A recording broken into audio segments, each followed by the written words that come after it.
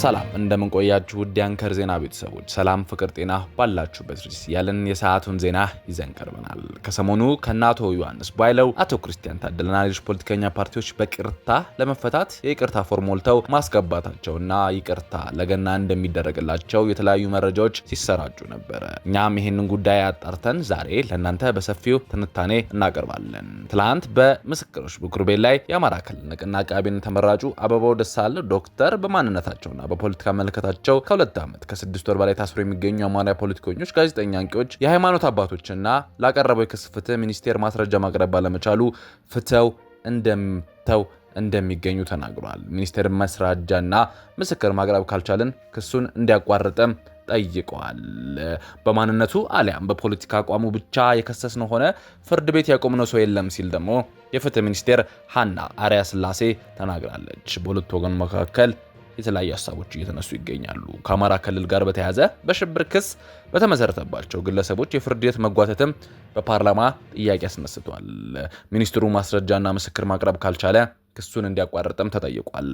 እናንተ ክስ ማቋረጥ ስልጣን መጠቀም ሲገባችሁ ዜጎች የፍትህ መጓደል የሚሰቃዩት እስከ መቼ ነው? መቼ ይሆን ለፖለቲካ ጫና ወጥታችሁ እውነተኛ ፍትህ የምታሰፍኑት? ሲልም ሲጠየቅ ተሰምቷል። በተለይም በፓርላማ ስብሰባ ተገኝተው ለቀረበላቸው ጥያቄዎች ምላሽ የሰጡት የፍትህ ሚኒስትሯ ሀና አርያ ስላሴ እኛ ምስክር ሳናቀርብ የተጓተተና የተቋረጠ ክስ የለም ብለዋል። የፍትህ ክስ ሂደቱ የተጓተተው ከክሱ አይነት ጋር በተገናኘ ምክንያት እንደሚሆን ተናግረዋል። የሽብርና ተመሳሳይ የሆኑ ውስብስብ ወንጀሎችና የወንጀሉ ክርክሩ ረጅም ጊዜ ነው የሚወስደው። ጉዳዩ ውስብስብ ስለሆነ ብዙ ምስክሮች የሚጠራ ብዙ ሰነዶች የሚቀርቡበት እንዲሁም ከመጀመሪያው ደረጃ መቃወሚያዎች ጀምሮ በየደረጃው እያንዳንዱ ጭብጥ ላይ ክርክር ተደርጎ ብይን ከሚሰጥበት ነው። በዚህ ሂደቱ ጊዜ ይወስዳል ብለው አስተባብረዋል። ይህ ሲባል ግን አጠቃላይ የወንጀል ምርመራና ክስ ሂደት ቅልጥፍና በሚፈለገው ደረጃ ላይ ደርሷል ማለትም አይደለም ብለዋል። በሌላ በኩል ሚኒስትሯ በማንነት አሊያም በፖለቲካ አቋም ብቻ የከሰስነው ሆነ ፍርድ ቤት ያቆምነው የለም ስትል ተደምጣለች። ግን አንድ ሰው የፖለቲካ ግቡን ለማሳካት ሲል በህገወጥ መንገድ የሚንቀሳቀስ ከሆነ ፖለቲከኛ፣ የመንግስት ሰራተኛ ሆነ የመንግስት ኃላፊ ህግ ተጠያቂነት እናረጋግጣለን ብለዋል። በዚህ ጋር በተያያዘ ከሰሞኑ ከአቶ ዮሐንስ ቧያለው፣ ከአቶ ክርስቲያን ታደለ እና ሌሎች ፖለቲከኛ እስረኞች በይቅርታ ለመፈታት ፎርም ሞልተው ማስገባታቸውን በማህበራዊ ሚዲያ ላይ በስፋት ሲናፈስ ሰንብቷል። ጉዳዩ እውነትነት በተመለከተ ለተቀረበላቸው ጥያቄ ፈጽሞ ውሸት ነው፣ የሚፈታ እስረኛ የለም ብለዋል። በዚህ ጋር በተያያዘ የመቀሌ ማዕከላዊ ፍርድ ቤት የፌዴራል ጠቅላይ ፍርድ ቤት ሰበር ችሎት የሰጠውን እግድ ትዕዛዝ እንዲጸና አዟል። የፌዴራል ጠቅላይ ፍርድ ቤት ሰበር ችሎት ኢፈርት ካምፓኒዎች አስተዳደር ዙሪያ የተሰጠው ውሳኔ ተንተርሶ የመቀሌ ማዕከላዊ ፍርድ ቤት ታህሳስ 22 2018 በመዝገብ ቁጥር 343 በጻፈው ደብዳቤ ጉባኤ አካሂደናል የሚሉት የህወሓት ደብረጽዮን ገብረ ሚካኤል የሚመሩት አመራሮችን ማገዱን አስታውሷል። የፍርድ ቤቱ ዳኞችም ደረሰ ስብሐት እና ክንፈዳኜ፣ አዲስ ዓለም ባሌማ፣ ዶክተር ደብረጽዮን ገብረ ሚካኤል፣ አብርሃም ተከስተ የሚገኙባቸው 13 አባላት ያካሄዱት ጉባኤ ህገ ወጥ ነው በማለት በኢፈርት መሪነታቸው አግደዋል። የነ ዶክተር ደብረጽዮን ቡድን የካቲት 8 2017 ዓ.ም ያካሄዱት ጉባኤ ተቀባይነት የለውም። ጉባኤው መሰረት አድርጎ ሰኔ 12 2017 ዓ.ም የጸደቀው አዲሱ ባላደራ ቦርድ ቃለ ጉባኤም ህገወጥ ነው ተብሏል። ሰሚ ችሎት ህገወጥ ነው የተባለው ጉባኤና የቃል ጉባኤ መነጨው አመራር ስልጣንም ተቀባይነት የለውም ሲል የማዕከላዊ ፍርድ ቤት እግዱ እንዲጸና ማዟል። የፌዴራል ጠቅላይ ፍርድ ቤት ሰበር ሰሚ ችሎት ውሳኔውን ያጸናው ማዕከላዊ ፍርድ ቤት የነበሩ የኢፈርት ካምፓኒ ባላደራ ቦርድና አመራር ስብሰባ እንዲቀጥል ሲል ከመቀሌ መረጃው ደርሶናል።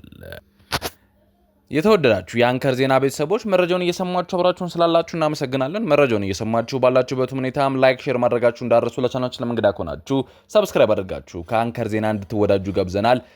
አሁን በዝርዝር ወደ ያዝናቸው መረጃዎች እንገባለን።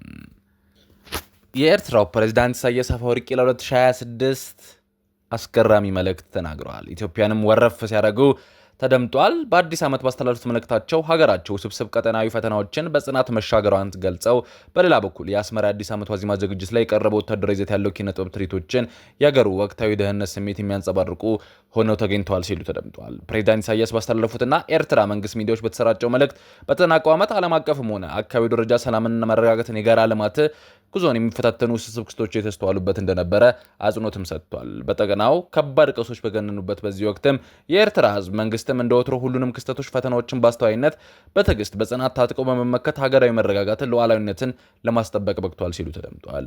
ፕሬዝዳንቱ አዲሱ 2026 ዓ.ም የግንባታ የልማት ጉዞ በጠነከረ ናሃሪ የሚቀጥልበት እንዲሁም መልካም ምኞታቸውን ገልጸው ለመላው ህዝብና ለሰራዊቱ እንኳን አደረሳችሁ መልእክት አስተላልፈዋል።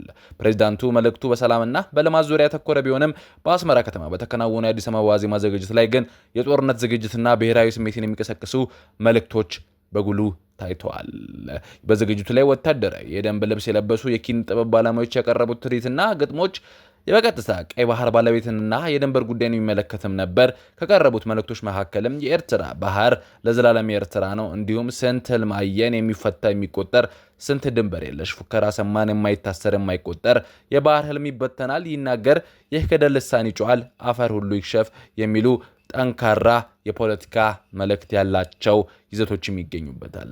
እነዚህ መልእክቶች በቅርቡ የአፍሪካ ቀንድ በተለይም በባህር በር ጉዳይ ከተፈጠረው የጂኦፖለቲካዊ ውጥረት ጋር ቀጥተኛ ቁርኝነት ያለውና የኤርትራን የማይናወጥ የኢኮኖሚ አቋም በኪነ ጥበብ በኩል ለማስገባት የተደረገ እንደሆነ ይገመታል። ከጋምቤላ በክልል ተነስቶ የነበረው ግጭት ለመፍታት የሰላም ጉባኤዎች በመካሄድ ላይ እንደሆኑ ተነገረ። የክልሉ ርዕሰ መስተዳድር ከኔዌራ አኟክ ማህበረሰብ የተውጣጡ የሀገር ሽማግሌዎች፣ የሃይማኖት አባቶች የተሳተፈ ጉባኤ መካሄድ መጀመሩን ተናግረዋል። የሰዓት እላፊ ገደብ ከተጣለ ወዲህ በጋምቤላም የጸጥታ ሁኔታ መሻሻሉ ተናግረዋል። ኢትዮጵያ ውስጥ በጋምቤላ ክልል አንዳንድ አካባቢዎች ተከስቶ የነበረው ግጭት ለመቆጣጠር እስካሁን ያለው ነገር ጥሩ በሚሆን ሁኔታ እየሄደ ይገኛል። አቶ አዶል አጓ በጋምቤላ ከተማ የሀገር ሽማግሌ ሲሆኑ ግጭቱ በተደጋጋሚ የሚከሰትባቸው የኒዌርና አኛ ወረዳ የማህበረሰብ ተወካዮች፣ የፌዴራል መንግስት ባለስልጣናት በተገኙበት የሰላም ጉባኤ ተካሂዷል። በውይይቱ ከተነሱ ነጥቦች መካከል የሚከሰቱ አለመግባባቶችን ሰላማዊ በሆነ መልኩ መፍታት፣ በጋምቤላ ከተማ ዙሪያ አቦል የተባለ ወረዳ፣ ኢታንግ ልዩ ወረዳ በሰላማዊ ሰዎች ላይ ጥቃት የሚደርሱ ታጣቂዎችም ትጥቅ እንዲፈቱ በሚሉትን መብራራትም አድርጓል። በጋምቤላ ከተማ በተካሄደ የሰላም ጉባኤ የተሳተፉ ሁለት ማህበረሰብ ተወካዮች ድንበር አቋርጠው ጥቃት ይፈጽማሉ ያላቸው ታጣቂዎች እንዳሉ ጥያቄ ያነሳ ሲሆን እስካሁን በግጭቱ መካከልም የተገዳ ሆነ እርምጃ የተወሰደበት ድንበር ጥሶ የገባ ታጣቂ ኃይል አለመገኘቱን ሌላ የውይይቱ ተሳታፊ ተናግሯል። በክልሉ ባለፉት 3 ሳምንታት ግጭት የተስተዋለባቸው እንደ ኢታንግ ልዩ ወረዳ፣ አቦል የተባለ ወረዳ ያሉ ስፍራዎች ከፍተኛ ሰብአዊ ጉዳት የደረሰባቸው ቦታዎች እንደሆነ አመልክቷል። በክልሉ ዋና ከተማ እንደጀመረው ውይይትም በሁሉም ግጭት ተከስቶባቸው ወረዳዎች የሰላም ጉባኤ እንዲካሄድ ተወስኗል። በክልሉ በተለይም ወደ ሌቦ የተባለ የኒዌር ዞን ወረዳ የሚወስዱ መንገዶች ዝግ ሆነው መቆየታቸው የተናገሩት ሌላው አስተያየት ሰጪም የሰዎች እንቅስቃሴ በአካባቢው ተገድቦ እንደሚገኝ ገልጿል። በክልሉ ተርፈን በተባለም ቦታም ብሔርን መሰረት ባደረገው ጥቃት ባለፈው ሳምንትም በርካታ ሰዎች መጎዳታቸው ተብራርቷል። በክልሉ በተካሄደው ሰላም አቀፍ ጉባኤ ወጣት የጸጥታ ሁኔታን ማብራሪያ የጠየቅናቸው የክልሉ የሰላም ግንባታና ጸጥታ ቢሮ ኃላፊ አቶ ማበር ምኮር የተለያዩ ማህበረሰብ ክፍሎች ጋር ውይይት እየተካሄደ እንደሚገኝ ገልጸው በጉዳዩ ላይ ግን ዝርዝር መረጃ መስጠት አልፈለጉም። በጋምቤላ ክልል በህዳር ወር መጨረሻ ከላር ወረዳ ወደ ጋምቤላ እያቀና የነበረ ተሽከርካሪ ላይ አቦል በተባለ የክልሉ አንድ ወረዳ ጸጥታ ጥቃት መድረሱን በተስፋፋው የጸጥታ ችግር ከፍተኛ ሰብአዊ ጉዳት መድረሱን ከዚህ ቀደም መዘገባችን ይታወሳል። የአንከር ዜና ቤተሰብ የጋምቤላ ክልልን ጉዳይ እንደተለመደው እየተከታተለ ለእናንተ እንደሚያደርስ ቃል ይገባል። የተወደዳችሁ ተመልካቾቻችን ለሰዓቱ እናንተን ይመጥናሉ ብለን ያዘጋጀናቸው ዜናዎች ይሆናሉ። የዩቲዩብ ገጻችንን ሰብስክራይብ፣ ሼር፣ ላይክ በማድረግ አጋርነታችሁን አሳዩን። ሰናይ ጊዜ